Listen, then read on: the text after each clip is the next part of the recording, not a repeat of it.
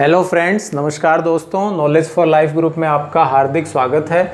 तो दोस्तों, टॉपिक का नाम है समांतर प्लेट संधारित्र पैरेलल प्लेट कैपेसिटर।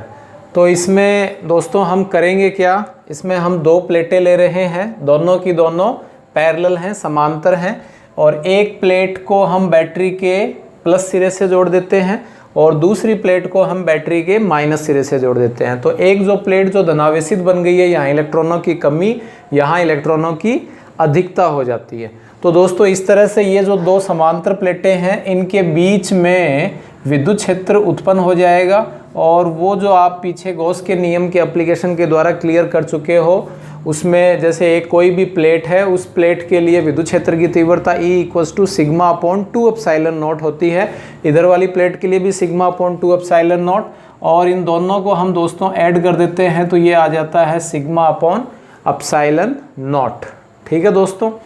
तथा ये जो प्लेटें हैं, इन प्लेटों के बीच की दूरी दोस्तों d है, और जिसमें से ये पहले वाली प्लेट है, इसके लिए जो पृष्ठ आवेश घनत्व है उसे हम प्लस सिग्मा कह देते हैं, और इस दूसरी वाली प्लेट के लिए जो पृष्ठ आवेश घनत्व है वो माइनस सिग्मा है। सिग्मा क्या है दोस्तों? सिग्मा आई थिंक आपको क्लियर है। सिग्मा होता है surface charge density, surface charge density, पृष्ठ आवेश घनत्व। कहने का अर्थ ये है दोस्तों कि इस पूरे के पूरे जो प्लेट है, इस पर आवेश समान है, जिसे हम कह देते हैं Q/A, आवेश बटा क्षेत्रफल। ठीक है। इसी प्रकार दोस्तों इसमें ये जो दोनों की दोनों प्लेटें हैं, इनके जो एजेस हैं, जो इसके किनारे हैं दोस्तों, उन किनारों पर जो यूँ इस तरह से हम प्लेटें ले लेते हैं, और इन प्लेटों के बीच में यहाँ हम जो ले रहे हैं, ये इधर वाला भाग प्लस सिग्मा, वोल्टेज जो है दोस्तों V है। ठीक है। वोल्टेज हम क्या ले लेते हैं? V, और बीच की दूरी दोस्तों D है ही, E हमने ले लिया। तो इसके जो दोस्तों किनारे हैं, यहाँ जो सिग्मा की वैल्यू है वो मैक्सिमम होती है। कहाँ होती है दोस्तों? एजेस पर। कहाँ है? किनारों पर। ठीक है, किनारों पर, एज पर, एजेस पर दोस्तों सिग्मा की वैल्यू मैक्सिमम होती है। बीच में भी, यहाँ भी होती है। आप जानते हो जैसे विद्युत बल रेखाएं हैं, वो यूं भी जाती हैं, यूं भी जाती हैं, इस तरह से सभी संभव पाथ से होकर गुजरती हैं। तो यहाँ जो बीच में वाली जो सिचुएशन है, यहाँ तो इलेक्ट्रिक लाइन ऑफ फोर्स एक तरह से यूनिफॉर्म बनी रहती हैं। कैसी बनी रहती हैं दोस्तों? समरूप बनी रहती है। ये केवल आपको समझाने के लिए है, अदरवाइज इसका कोई उपयोग नहीं है। परंतु यहाँ कहाँ, इसके एज पर जो ये इलेक्ट्रिक लाइन ऑफ फोर्स हैं, ये थोड़ी सी कर्व्ड हो जाएंगी। कैसी हो जाएंगी दोस्तों? कर्व्ड हो जाएंगी। इसको हम कहते हैं दोस्तों उपांत क्षेत्र। इसको हम दोस्तों क्या कह देते हैं? उपांत क्षेत्र कह देते हैं। ठीक है। तो ये आप थोड़ा सा ध्यान रखें कि उपांत क्षेत्र क्या होता है। इसको और इसके बारे में मैं आगे और थोड़ा सा चर्चा करूंगा अलग से। तो हम पहले समझ लेते हैं समांतर प्लेट संधारित्र क्या है। एक ऐसी व्यवस्था है जिसमें समान ज्यामिति और समान क्षेत्रफल, दोनों का एरिया सेम है दोस्तों, इस वाली प्लेट का भी और इस वाली प्लेट का भी। दो धातु की प्लेटें हैं, अल्प दूरी है। अल्प दूरी कौन सी है दोस्तों? D है। अल्प दूरी D है, और उस पर परस्पर कैसे हैं? समांतर व्यवस्थित हैं। तो इसे हम कह देते हैं समांतर प्लेट संधारित्र कहते हैं। ठीक है दोस्तों, क्लियर? सिंपल सी परिभाषा है। And arrangement that consists of two large plane plates. यदि आप छोटा सा कैपेसिटर लेते हो, उसको यदि खोल के देखते हो तो उसमें लंबी सी प्लेट मिलेगी, कोई ना कोई धातु की पतली सी कोयल सी मिलती है। Large plane plates of similar geometry and area placed parallel to each other with small separation between them, with small separation between them। अल्प दूरी चाहो तो आप दोस्तों D ले सकते हो। ठीक है। स्मॉल सेपरेशन क्या है? D distance between them is called parallel plate capacitor। Parallel plate capacitor. ठीक है दोस्तों। अब इन दोनों प्लेटों के बीच में हम हवा भी ले सकते हैं और निर्वात भी, क्योंकि दोनों के लिए एप्सिलॉन नॉट है। आप जानते हो एप्सिलॉन नॉट वैक्यूम के लिए भी होता है और एयर के लिए भी होता है। तो एयर और वैक्यूम इन बिटवीन, यही दोस्तों ये क्लोज हो गया, in between plates of capacitor. ठीक है, एयर और वैक्यूम ले लेते हैं। अब दोस्तों इसके अंदर थोड़ा सा ध्यान दें, जो हम यहाँ ले रहे हैं यहाँ जोड़ने की ज़रूरत नहीं है, मैं वैसे मिटा दूंगा। इसको मैंने यहाँ बैटरी के दोस्तों प्लस से जोड़ दिया और इस वाली प्लेट को बैटरी के यूँ इस तरह से माइनस से कनेक्ट कर दिया। ठीक है, आपको समझाने के लिए है। प्लेटों को बैटरी से जोड़ा जाता है, तो बैटरी के धनाग्र से जुड़ी प्लेट की सतह से, यानी जो धनाग्र से जुड़ी हुई जो प्लेट है उसकी सतह से इलेक्ट्रॉन किधर चले जाएंगे, बैटरी में प्रवाहित होते हैं। बैटरी में प्रवाहित होते हैं उतनी ही मात्रा में जितने इलेक्ट्रॉन इसमें गए हैं, उतनी ही मात्रा में जो इलेक्ट्रॉन है, यानी दूसरे वाले जो बैटरी के ऋणाग्र जो प्लेट से जुड़ी हुई है दूसरी वाली, यानी दोस्तों ये वाली प्लस से जुड़ी हुई है, ये वाली माइनस से जुड़ी हुई है, तो ऋणाग्र से दूसरी प्लेट पर वो पहुंच जाते हैं। ठीक है, तो उतनी ही मात्रा में इलेक्ट्रॉन बैटरी के ऋणाग्र से दूसरी प्लेट पर पहुंचते हैं। परिणाम स्वरूप प्लेटों पर क्या हो जाएगा दोस्तों, इस पहले वाली प्लेट पर तो आवेश हो गया प्लस क्यू और दूसरी वाली प्लेट पर आवेश हो जाता है माइनस क्यू। ठीक है, पृष्ठ आवेश घनत्व सिग्मा के रूप में ले लेते हैं और ये आवेश उत्पन्न हो जाता है। ठीक है, तो plates of capacitor are connected to battery. Plates of capacitor are connected to battery, then number of electrons flowing to battery from the surface of plate connected to the positive terminal is same। Clear दोस्तों, I think clear है। इसमें क्या क्या रहा है, number of electron जो है flowing to battery from the surface, यानी बैटरी की ओर फ्लो होते हैं from the surface, connected to the positive terminal is same, which reaches to the surface of second plate. Second plate वाली जो है through negative terminal of battery. ठीक है, उल्टा हो जाएगा, और ये जो सरफेस पर पहुंच रहे हैं सारे के सारे इलेक्ट्रॉन, ये सेकेंड प्लेट से हो रहे हैं। thus one plate has charge plus q like this and the other having charge minus q। तो दोस्तों ये केवल आपको समझाने के लिए ही बताया है, अदरवाइज इसको आपको जोड़ने की ज़रूरत नहीं है। एक प्लेट पॉजिटिवली हो गई और दूसरी प्लेट नेगेटिवली हो गई, एक प्लेट धनावेशित और दूसरी प्लेट ऋणावेशित हो जाती है। ठीक है, ये उपांत क्षेत्र या उपांत प्रभाव भी हम कह देते हैं, इसे उपांत क्षेत्र कह दीजिए, उपांत प्रभाव कह दीजिए। ठीक है, ये हो जाता है दोस्तों। तो आप इसको पॉज करके लिख लीजिए, मैं आगे मैथमेटिकल आपको अभी समझा देता हूँ।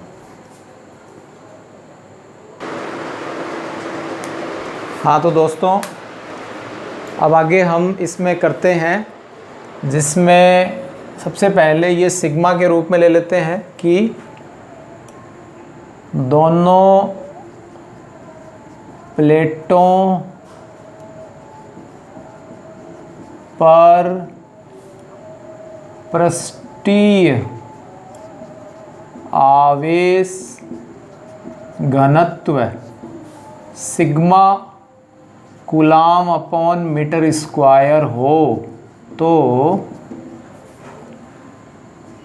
The surface charge density become on both plate sigma coulomb upon metre square. Then तो क्या हो जाएगा दोस्तों, विद्युत क्षेत्र की तीव्रता, देन इलेक्ट्रिक फील्ड, तो विद्युत क्षेत्र दोस्तों आप जानते हो क्या होता है, E इक्वस टू होता है सिग्मा अपॉन एप्सिलॉन नॉट, या यूं भी लिख सकते हो E equals to 2 sigma upon और E equals to 2 sigma upon epsilon naught. ये इधर वाली प्लेट के लिए, इधर वाली प्लेट के लिए, दोनों के लिए हो जाएगा। डायरेक्शन दोनों की सेम ही है तो ऐड हो जाएगा। तो ये आ गया दोस्तों आधा आधा 1 सिग्मा अपॉन एप्सिलॉन नॉट। तो दोस्तों ये याद रखें, कभी भी हम ये समांतर प्लेट संधारित्र की हम कैपेसिटेंस यहाँ मेज़र कर रहे हैं C की वैल्यू ज्ञात करने के लिए, तो ये E की सहायता से V और V की सहायता से C, ये एक छोटी सी शॉर्ट ट्रिक हम कह सकते हैं। कई बार E यूज़ में न लेकर V और की सहायता से हम C भी यूज़ में ले लेते हैं। E electric field, V electric potential और C इलेक्ट्रिक कैपेसिटेंस। ठीक है, ये ले लेते हैं। तो दोस्तों सबसे पहले विद्युत क्षेत्र ले लिया और इस विद्युत क्षेत्र की सहायता से हम ले लेते हैं विद्युत विभव। तो आप रिलेशन जानते हो, विद्युत क्षेत्र व विद्युत विभव या विभवांतर ले लीजिए, विद्युत विभवांतर में संबंध, the relation between electric field and electric potential difference. वो दोस्तों आप थोड़ा थोड़ा इंग्लिश लिखते रहना, नहीं तो काफ़ी लंबा हो जाएगा वीडियो। E होता है V/D या -dV/dx, इस तरह से आप होता है, D फिक्स है तो ये बीच की दूरी दोस्तों D है। E=V/D, इन दोनों में रिलेशन हो गया तो V आ गया दोस्तों E/D। इक्वेशन 2, इक्वेशन 1 से वैल्यू इक्वेशन 2 में रख दीजिए। ठीक है, समीकरण 1 का मान समीकरण 2 में रखने पर पुटिंग द वैल्यू और substitute the value of equation 1 in equation 2, तो दोस्तों आ जाएगा V सिग्मा अपॉन, ठीक है, और इंटू D अपॉन आ गया एप्सिलॉन नॉट। ये इक्वेशन क्या आ गया दोस्तों 3 आ गया। अब आपको ज्ञात क्या करना है, मेजर क्या करना है, कैपेसिटेंस। तो धारिता की परिभाषा से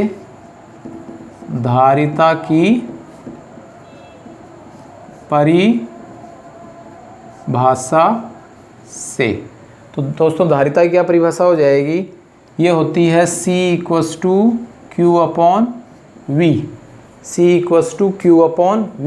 ये है दोस्तों इक्वेशन 4। अब इक्वेशन 3 की वैल्यू इक्वेशन 4 में रख दीजिए, यहाँ हम रख देते हैं, यूँ एरो बढ़ाने की ज़रूरत नहीं है। तो ये हो गया दोस्तों C=Q/Q,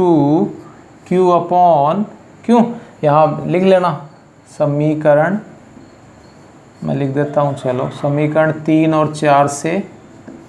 तो दोस्तों क्या आएगा, ये हो जाएगा सिग्मा इंटू D और ऊपर क्या चला गया दोस्तों एप्सिलॉन नॉट। Q तो Q है ही और सिग्मा D और एप्सिलॉन नॉट ऊपर आ गया। ठीक है दोस्तों, ये हो जाता है। तो इसको हम थोड़ा सा देखें और करें तो क्या आएगा, यहीं ले लेते हैं यहाँ से। तो दोस्तों ये आ गया C=Q/एप्सिलॉन नॉट और सिग्मा आप जानते हो दोस्तों क्या होता है, Q/A। क्लियर कर चुके हैं, surface charge density, surface charge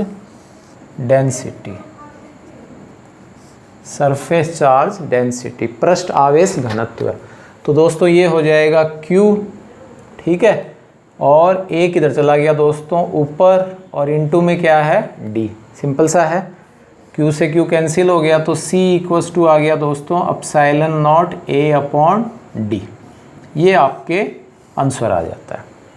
इसका मतलब क्या है कि C जो है वो A के तो प्रोपोर्शनल है और जो इन बिटवीन द डिस्टेंस है वो उसके इन्वर्सली प्रोपोर्शनल है। ठीक है, यानी जो C की वैल्यू यदि इंक्रीज होगी तो A की वैल्यू भी इंक्रीज होती है, पर D की वैल्यू है वो आपके डिक्रीज होगी, या D की वैल्यू कम होगी तो C की वैल्यू बढ़ेगी। ठीक है, और A की वैल्यू क्या हो जाएगी दोस्तों इसके अनुसार आपके, तो ये C की वैल्यू ज़्यादा है तो ए की वैल्यू भी ज़्यादा होगी और डी की वैल्यू कम होगी। और यदि सी की वैल्यू कम है तो ए की वैल्यू भी कम होगी और डी की वैल्यू आपके ज़्यादा होगी। ये वाली कंडीशन आप ध्यान रखें, चाहे आप इसको किसी भी रूप में लीजिए, चाहे डी ज़्यादा है तो सी कम होगा और ए भी आपके कम होगा। ठीक है, ये इस रूप में ले लेते हैं कि एरिया कम है तो सी जो है कैपेसिटेंस वो भी कम होगा। तो इसका मतलब तो होता है दोस्तों बढ़ना, इंक्रीज होना, और इसका मतलब होता है दोस्तों घटना, डिक्रीज होना। ठीक है दोस्तों, ये आपके होता है। अब इसमें दोस्तों यदि कोई मीडियम होता तो ये हो जाता epsilon M A upon D. ये है दोस्तों माध्यम, माध्यम मीडियम। इसके लिए अलग से ही वीडियो बनाएंगे। माध्यम की उपस्थिति में, माध्यम की उपस्थिति में, माध्यम की उपस्थिति में दोस्तों ये हो जाएगा। तो एप्सिलॉन एम ये प्रीवियस वीडियो में क्लियर कर चुके हैं, एप्सिलॉन आर और ये आपके यूँ हो जाता है। ठीक है, तो ये क्लियर हो गया होगा दोस्तों, मेरे ख्याल से इजी सा है, कोई ज़्यादा हार्ड नहीं था। इसमें दोस्तों मैं एक दो नाम यदि और थोड़ा सा आपको समझाऊं, पॉज करके आप लिख लेना, और ये मैं यहाँ से क्लियर कर देता हूँ।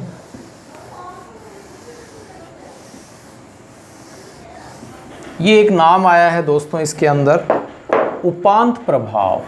इसमें कुछ शॉर्ट नोट बना देता हूँ, एग्ज़ाम में यदि आपके आ जाए तो। उपांत प्रभाव, फ्रिंज इफेक्ट, फ्रिंज इफेक्ट। उपांत प्रभाव क्या है दोस्तों कि इसमें दो चार पॉइंट हैं कि जो सिग्मा है उसका मान, जो किनारे हैं, किनारे समरी बना रहा हूँ दोस्तों, पूरा नहीं लिख रहा हूँ। सिग्मा का जो मान है, सिग्मा की वैल्यू है किनारे एज, इन पर दोस्तों मैक्सिमम होता है, एक बात। दूसरी बात ये है कि जो चार्जेस हैं उनमें रिपल्सन, प्रतिकर्षण, प्रतिकर्षण बल, ठीक है, रिपल्सन कहाँ, रिपल्सन फोर्स आवेशों के मध्य,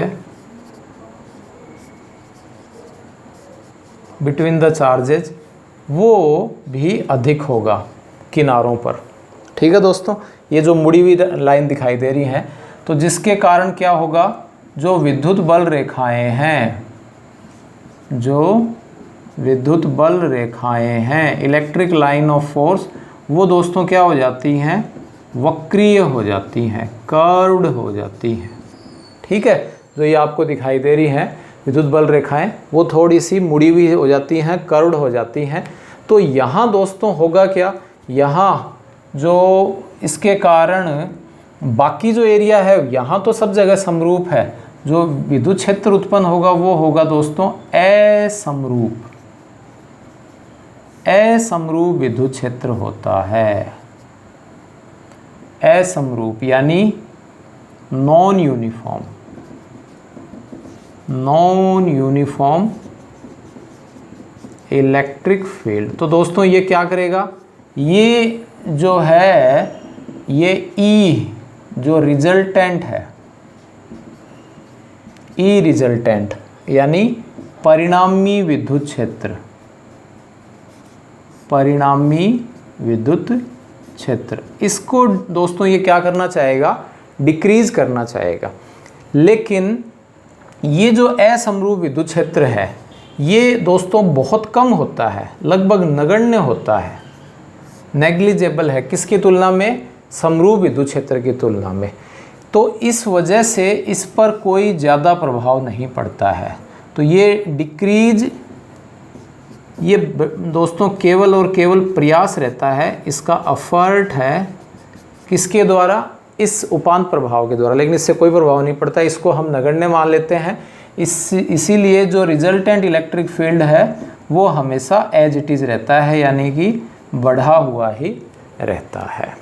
तो आई होप ये आपको वीडियो क्लियर हो गया होगा, उपांत प्रभाव फ्रिंजिंग इफेक्ट भी क्लियर हो गया होगा, आंसर भी हो गया। ठीक है, आपने वीडियो देखा तो share, subscribe and thanks for watching.